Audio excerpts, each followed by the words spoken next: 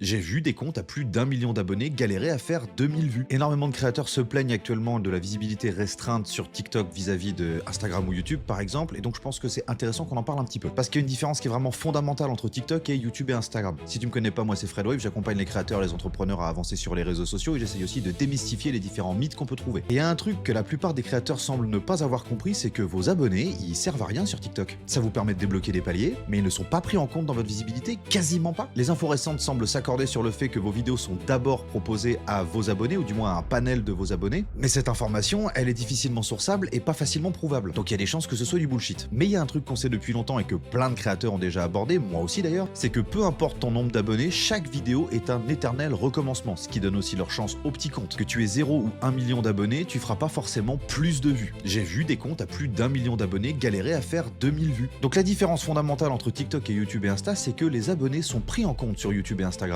À une moindre échelle bien entendu, parce que si vous avez un peu suivi ce qui se passe sur les réseaux sociaux, ça fait longtemps qu'on n'est pas sur un feed qui est chronologique. On ne voit pas les publications des créateurs dans le temps. On les voit en fonction de nos centres d'intérêt et bien entendu de l'engagement global. Et c'est pour ça que votre SEO doit être hyper bien foutu. Si sur votre compte vous parlez de plein de sujets différents, de la mécanique, de la cuisine, éventuellement des promenades en forêt, votre chien, votre chat, votre grand-mère, de base TikTok c'est déjà pas de quoi vous parlez en général. Et si votre sujet de vidéo est trop éloigné de votre niche, potentiellement votre recommandation va être moins bonne, puisque votre vidéo va sortir de votre niche de départ et donc être proposée à un panel de personnes qui n'est pas intéressé par votre sujet de départ. Et ça c'est facilement vérifiable. Allez voir dans vos stats les sources du trafic, vous voyez ça se représente à peu près comme ça. Regardez votre pourcentage de pourtour et votre pourcentage de suivi. Le suivi c'est vos abonnés. Et vous verrez que systématiquement, le pourcentage de suivi il est relativement bas. Mais tout ça c'est les choses que je vous explique dans le cadre de la Wave Academy. Si vous voulez en savoir plus, n'hésitez pas à me contacter, il y a un lien dans ma bio pour ça.